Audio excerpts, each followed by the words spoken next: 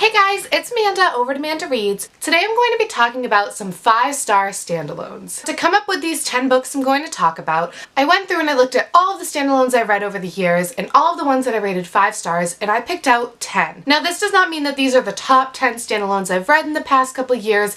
These are just 10 standalones that I thought were really worthy to talk about on my channel. Some of them are kind of popular and hyped and you might be sick of hearing about them, so I'll spend a little bit less time on those. But some of these haven't been talked about really, and I haven't seen them on BookTube, and I think that they deserve some recognition, so that is my main goal here today. I don't have a copy of all of the books I'm going to talk about, so I'm just going to insert pictures of them. Basically, I'm lazy. Because I read a lot of these books a while ago, I don't really remember everything about the synopses in my head, and I don't want to give you the wrong information. So for some of the books, I'm really not going to be telling you much, but I am going to be leaving Goodreads links down below for all of the books that I talk about. So if you are intrigued by one of them and I didn't do a very good job explaining it, you can still go check it out and see if it's something that you're interested in. The first book I'm going to talk about is When You Were Here by Daisy Whitney. Now this is about a high school senior named Danny whose mom loses her battle with cancer really close to his graduation. And he's the class valedictorian, and his mom was hoping that she could at least make it to his graduation and see him graduate before she passed away. But unfortunately, that is not how it happened. Danny is struck by this grief and the loss of his mother, and he has to figure out what he's going to do for his valedictorian speech, and he's just feeling really overwhelmed. One day he gets a letter from a property manager from Tokyo, which is where his mother was actually going to receive her cancer treatments. And Danny decides to go to Tokyo and meet with the property manager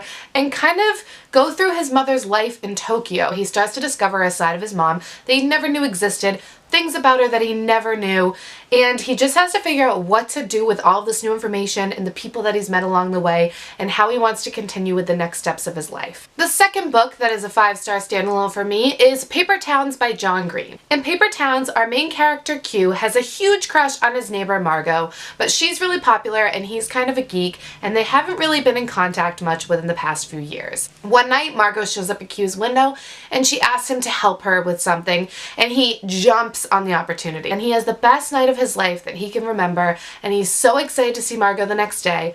But then Margot disappears and no one has heard from her, and Q was the last person to see her. Q starts to realize that Margot has actually left him clues as to where she is gone, and he starts to follow her path and kind of take this journey with a couple of his friends to figure out where Margot is and what exactly happened to her. This was my favorite John Green novel, and I also really did enjoy the movie. The next book I'm going to talk about is The Night Sister by Jennifer McMahon. And if you didn't know, Jennifer McMahon is one of my favorite authors. I read The Night Sister this year, and I read it in one sitting, basically. I read like 50 pages one day and then the rest of the book another day. The Night Sister is about these 3 friends who grew up. One of them lived in this old motel, and the motel seems to have this sinister feel about it. People see creatures and like ghost-like figures, and really weird things happen to the people that live in this motel, like the family that takes care of it. And the whole book, you're just trying to figure out what is the truth, and it will keep you guessing until the very end. This one is definitely more paranormal. I did a really bad job explaining that and giving you a synopsis, so you should definitely go check out the Goodreads link below.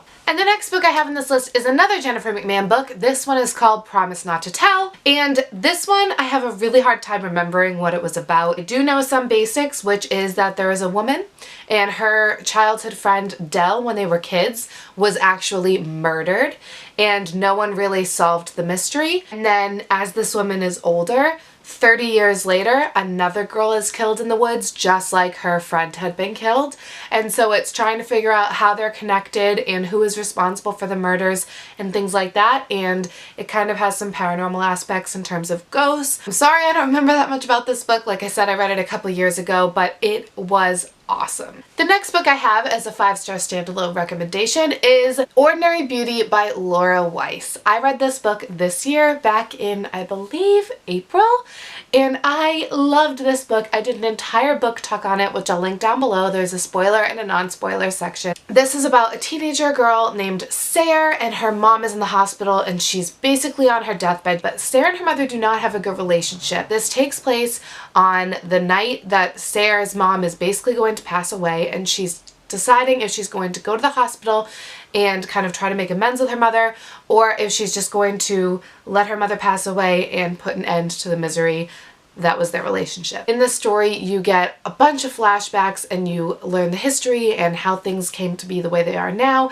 and it is a heart-wrenching, beautiful story. I loved it. It was honestly probably my favorite read so far of 2016. The next book I have to recommend is These Things Hidden by Heather Gudenkauf. I read this back in 2015, and again, I have another book review for this that I will link down below. It again has a spoiler and a non-spoiler section. I loved this book. It was about a girl who is getting out of prison after she has murdered a child, and her sister was also involved. So it's about her coming out of prison and wanting to meet up with her sister and kind of talk about what happened and kind of work through everything that happened. There are a lot of other characters involved, and there's a bunch of different point of views, and everyone's connected, but you don't really find out why until the very end of the book, and it had a crazy twist at the end. I absolutely loved this book, and I highly recommend it. Next, I'm going to be recommending Winter Girls by Lori Hales Anderson.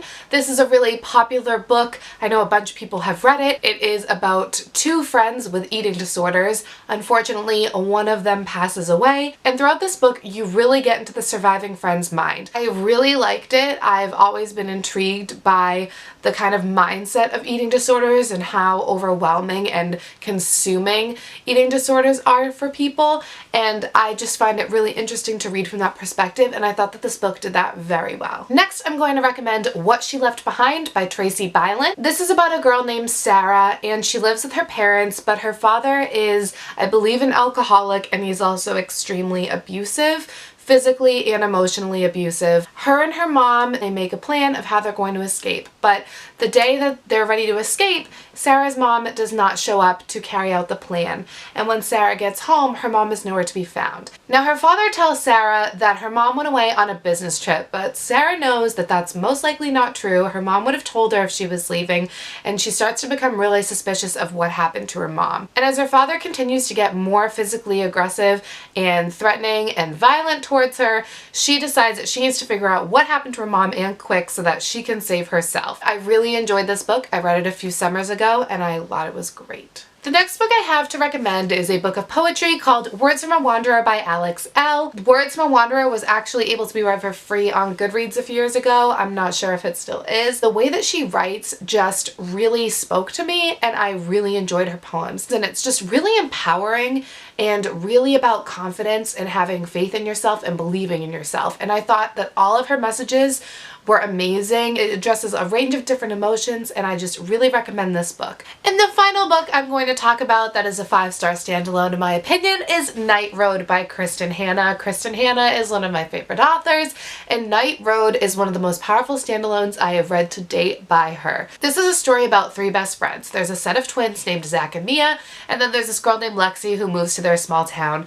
She's like a former foster child, and she's kind of, you know, a bad child. She's got a rough past, but she quickly makes friends with Zach and Mia. She becomes best friends with Mia, and then Zach and her kind of have a little connection romantically. So the 3 of them are just inseparable. But one night kind of puts an end to all of that. I just thought this was an amazingly powerful story. I highly, highly recommend it. I can't personally wait to reread it because it was so good. You will cry, but it will be so worth it. So those are 10 standalones that I have rated 5 stars over the past few years. So if you've read any of these books already, talk to me about them down below. I would love to chat with you about them. If I have inspired you to maybe look into one of these or pick one up, I'd love to know that too. I'm going to be doing another one of these videos for some of my favorite series that I've rated 5 stars over the years. So keep a lookout for that, and thank you so much for watching. I will see you soon with a new video. Bye guys!